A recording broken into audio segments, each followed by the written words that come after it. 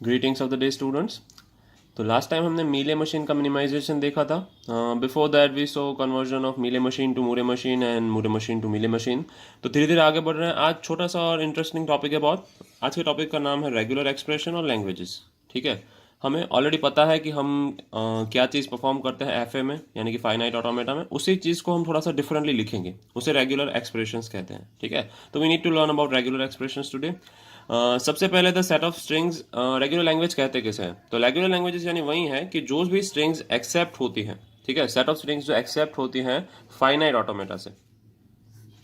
ठीक है, ऐसी सेट ऑफ स्ट्रिंग्स जो फाइनाइट ऑटोमेटा से एक्सेप्ट हो जाती हैं, यानी डीएफए उस स्ट्रिंग्स को एक्सेप्ट करता है, तो उन स्ट्रिंग्स को हम क्या कहते हैं?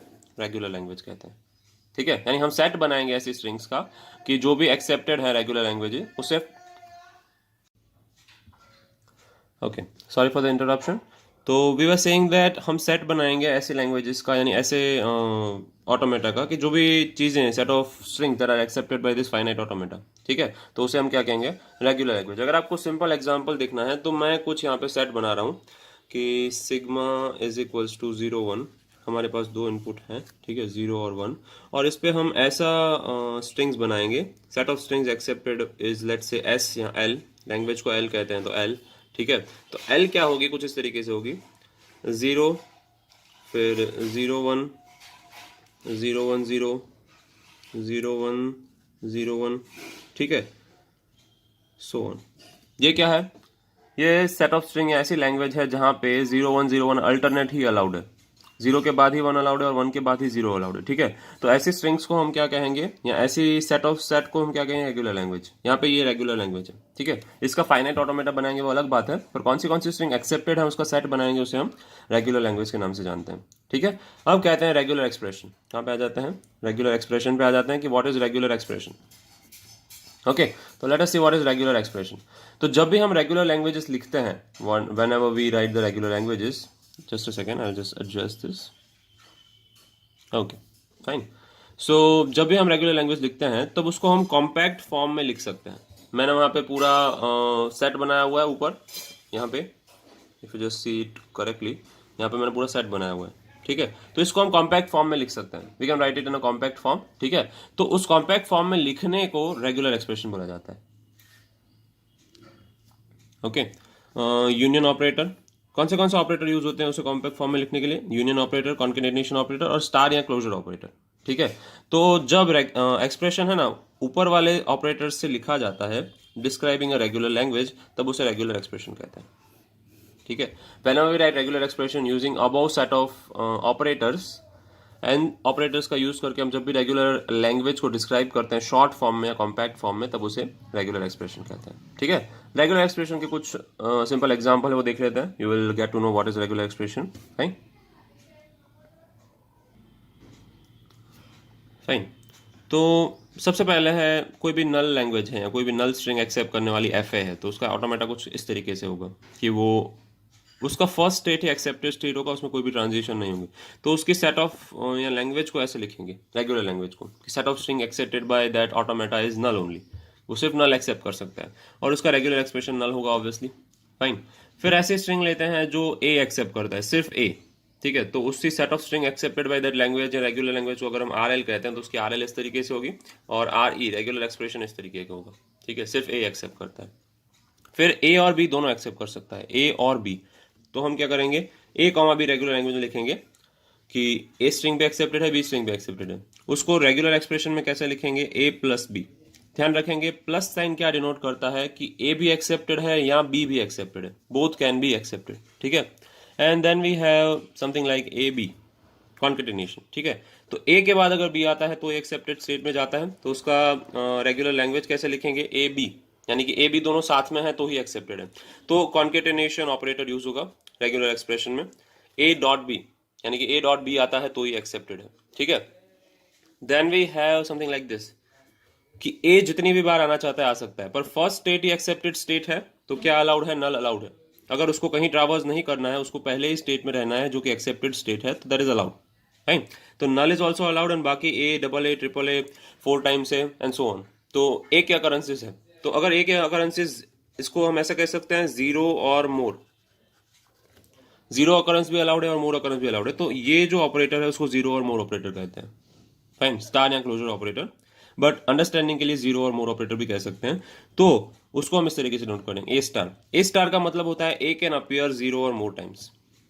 क्लियर है? और इसके सिमिलर है, एग्जैक्ट सिमिलर है ये।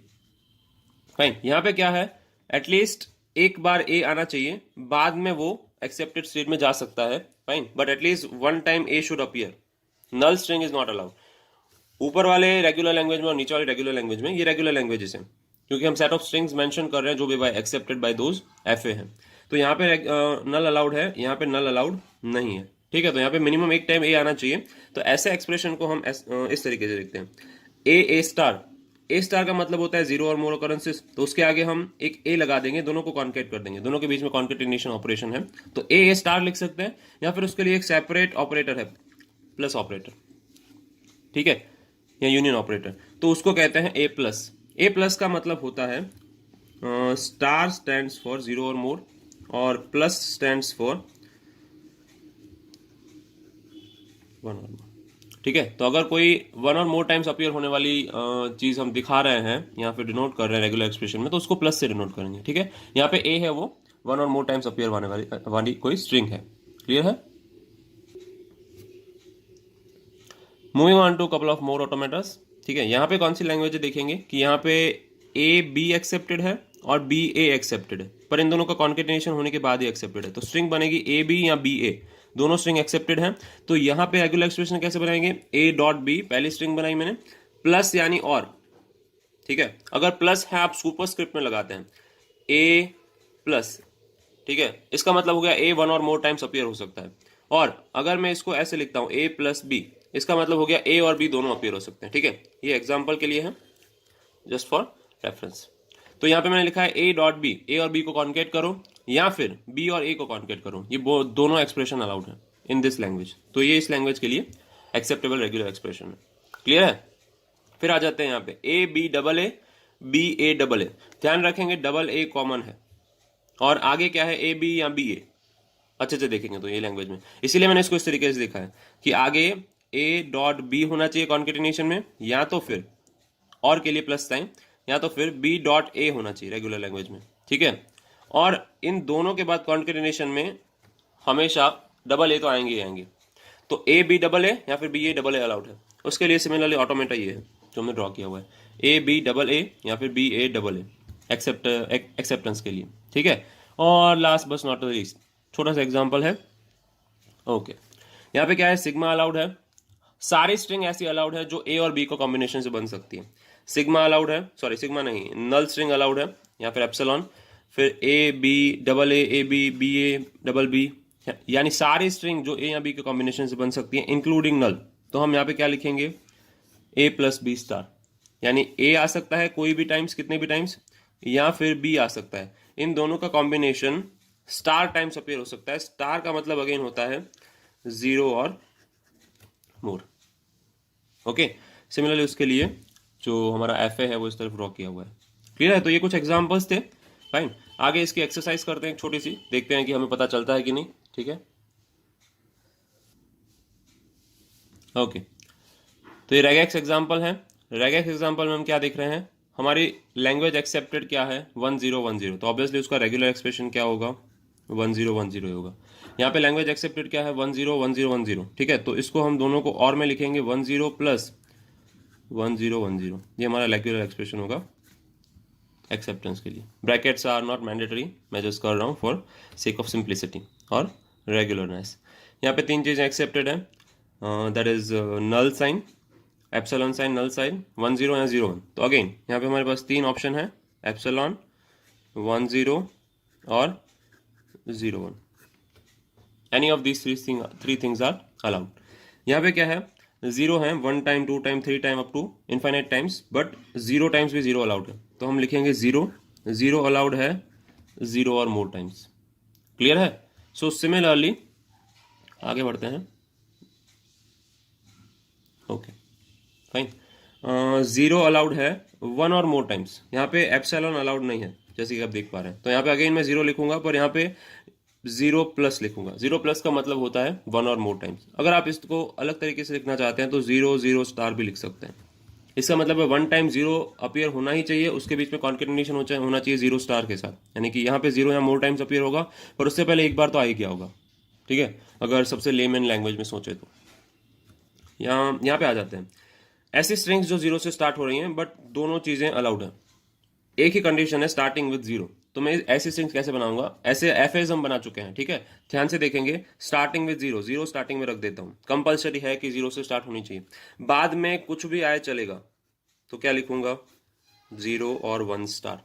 कुछ भी आए चलेगा यानी जीरो और वन स्टार, इसका और इन दोनों का कॉन्केटिनेशन कर देंगे तो हमें अपनी लैंग्वेज मिल जाएगी। ठीक है, ऐसे कुछ और एग्जाम्पल है, जस्ट अ सेकेंड।